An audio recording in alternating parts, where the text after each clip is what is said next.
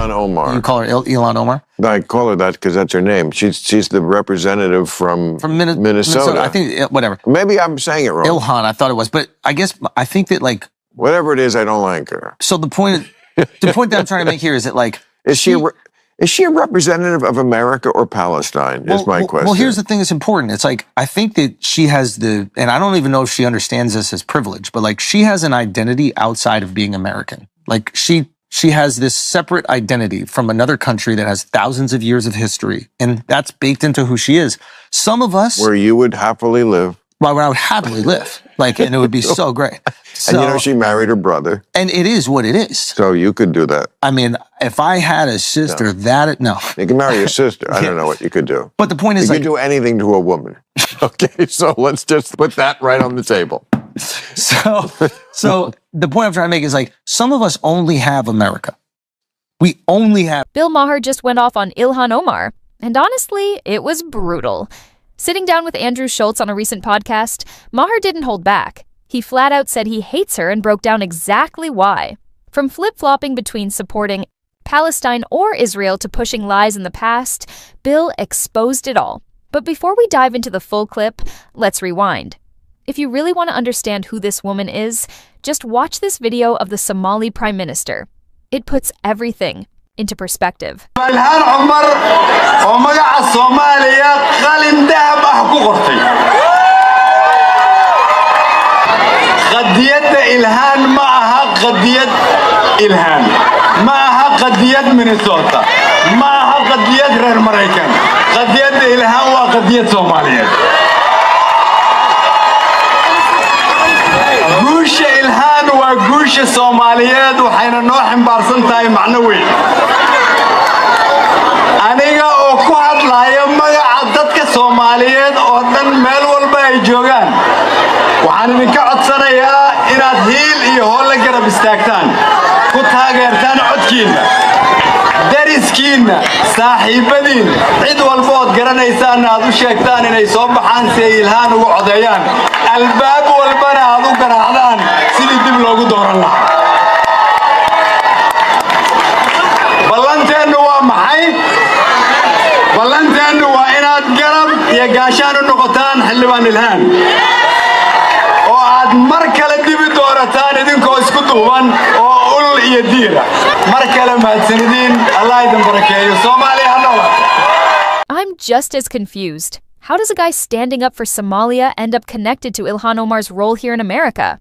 It makes no sense, and that's exactly what Bill Maher is calling out. Ilhan was elected to represent Americans, not to push agendas that seem more tied to her background or outside interests. This whole situation just shows she's more focused on illegal immigration narratives and hometown politics than actually standing up for the people here. And while Bill's not perfect, you've got to respect that he doesn't tiptoe around it. Things that people go, I just can't vote for those people. They just seem crazy. They just seem like they are not tethered to reality, which is when you lose that contest to Donald Trump, who's also not tethered to reality in many ways. I mean, you're saying something. Dude, I wonder if, like, and again, I don't know too much about, like, the Ilhan Omar's politics or whatever. Oh, but Ilhan Omar? Is that who you're talking about? Ilhan Omar. You call her Ilhan Omar? I call her that because that's her name. She's the representative from Minnesota. I think, whatever. Maybe I'm saying it wrong. Ilhan, I thought it was. But I think that, like... Whatever it is, I don't like her. So the point that I'm trying to make here is that, like... Is she a representative of America or Palestine, is my question. Well, here's the thing that's important. It's like, I think that she has and I don't even know if she understands this as privilege, but, like, she has an identity outside of being American. Like, she has this separate identity from another country that has thousands of years of history, and that's baked into who she is. Some of us... Where you would happily live. Well, where I would happily live. Like, and it would be so great. So, and she married her brother. And it is what it is. So you could do that. I mean, if I had a sister, no. You can marry your sister. I don't know what you could do. But the point is, you could do anything to a woman. Okay, so let's just put that right on the table. So the point I'm trying to make is, like, some of us only have America.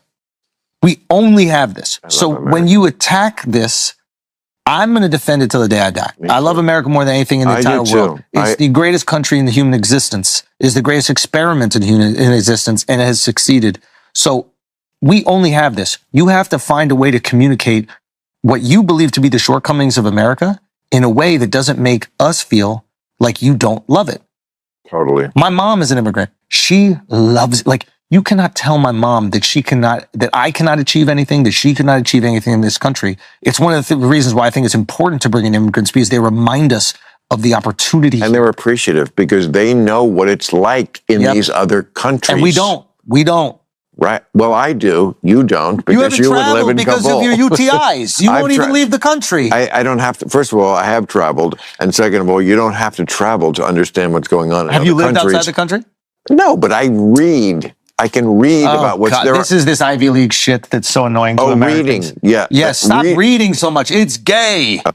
Now I see you're just fucking me when you say these things. Okay. But in terms of living outside, like, I've lived outside the country, and it's important. I haven't lived in the Middle East, but living in... But for people like Ilhan Omar, the perspective on America is something else entirely. And if you're wondering why, just watch this next video. An immigrant from Iran calls her out directly, slamming her constant criticism of the U.S. over its anti-terror policies. What's wild is that she never says a word about the Islamist groups that destroyed Somalia, the very ones that forced her family to flee. Nope, her anger is always aimed at the country that gave her safety and a platform. That's exactly why so many are fed up with her fake narrative. Congresswoman Ocasio-Cortez said that she and Congresswoman Omar and Tlaib are being targeted as freshman women of color. She says they're getting unfair treatment, and that if you went after every bad thing that a congressman or woman did on the Hill, that everybody in Congress basically would be in trouble. Fair?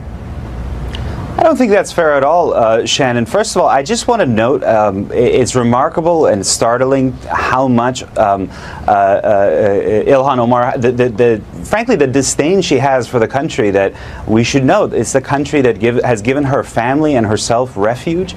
She escaped war-torn Somalia, was a refugee in Kenya for 4 years, and then, thanks to a Lutheran church group, was able to ultimately immigrate to the United States. And I, as an immigrant myself, I have to note this constant disdain of her portrayal of the United States and its anti-terror policies under successive administrations, treating it as this sort of murderous country that cages children at the border and drones people, and not any similar criticism, I would say, of the Islamist groups, among them those that have turned Somalia, her homeland, into such a horrible place. Not one word of criticism, as far as I can tell. It's only directed at the country that has given her and her family refuge. It's not a perfect country, but I think it's startling, and it's, frankly, it's disgusting. Voice. Coming here as an immigrant, then turning around and flexing on the very country that gave you safety, talking down about race, privilege, and everything in between,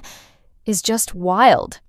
Ilhan Omar should be thanking America, the same nation that gave her and so many others a shot at the American dream. But instead, she's out here calling the country racist and siding with Palestine, like she's completely forgotten who opened the door for her in the first place. Systems make a difference, okay? And the people of Gaza, by the way, if the Israelis did get rid of Hamas, they'd be doing a giant favor to the people of Gaza who hate Hamas too. But let's just go through the lists. Because the Israelis look like us in most ways, values-wise. Maybe we're not doing it the right way. I don't know. Religious tolerance. That doesn't exist in Gaza. You're either Muslim or an infidel, and you better be a Muslim. Female freedom. Free and fair elections. Free speech. Gay rights. Can I just finish my list? Pedophilia, I'll put that under don't ask. Child brides and so forth. Equality of the sexes, I'll categorize that under don't make me fucking laugh. The fact that, you know, these people think that this is where they should be aligned with, that these are the values that you support.